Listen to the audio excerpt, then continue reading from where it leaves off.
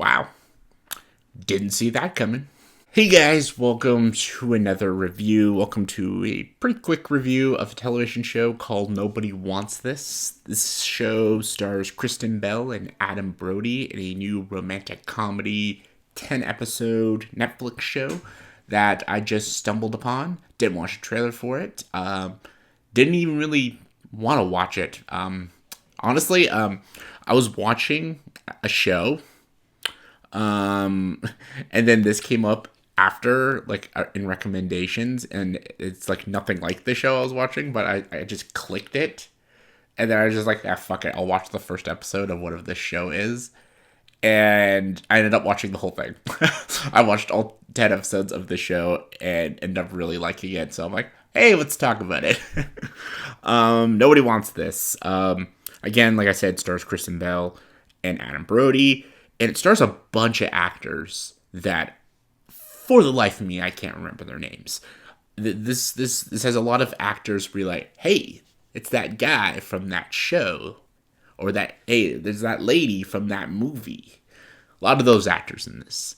Anyways, it's a story about a girl. She runs like a sex podcast with her sister, and she's basically made her wealth off of like going on bad dates and talking about sex with her sister. And her sister's a bit of a flooze, and she does the same.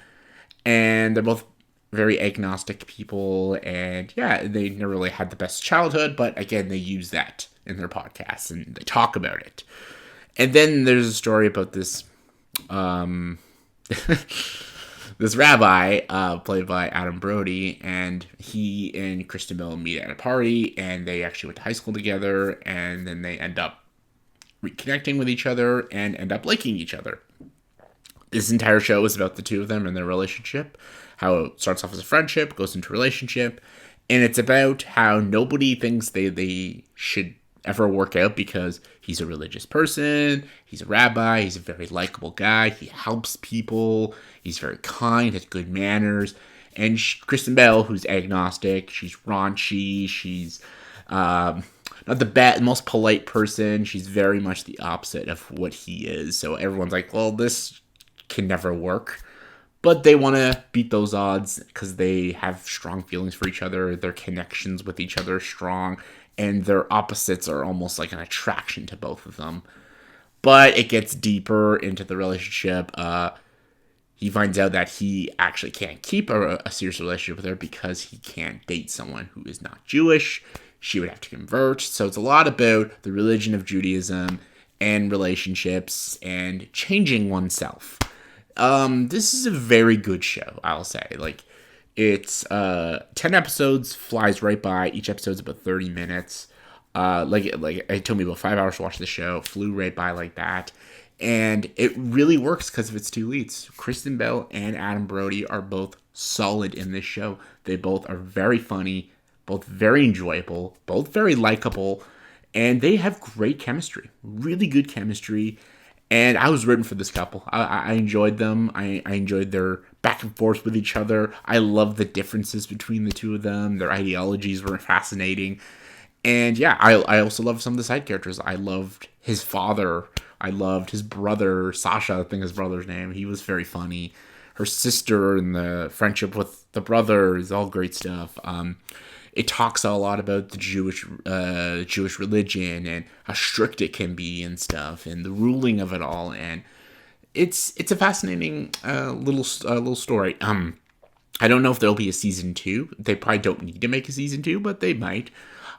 Just for a show that I knew nothing about, I kind of read the brief synopsis before I started it, and it did not look very good. I watched a trailer after I watched the whole series, and again, it would have not been a show I would have watched just by watching a preview or trailer for the show. It would have not. I would have skipped it because even though I do like romantic comedies, I think romantic comedies are just very heartful and wholesome. I like romantic comedies, but I don't like current romantic comedies. I think they're overly cynical, super unfunny, and I don't know, just there's no heart to them. But this one was great. This one was very good, and it's probably one of the best romantic comedies I've seen in years. And it's a show. It's not even a movie. I wish it was a movie, but yeah, it's solid. Did I have issues? Sure. There's some episodes not as interesting as others.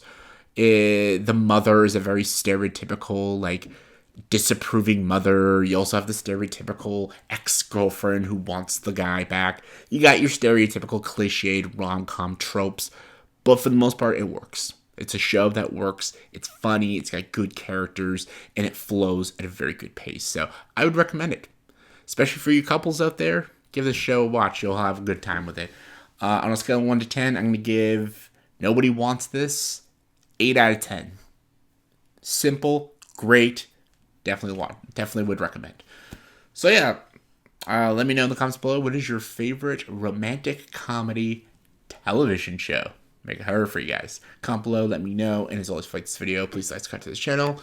Enjoy the dark side.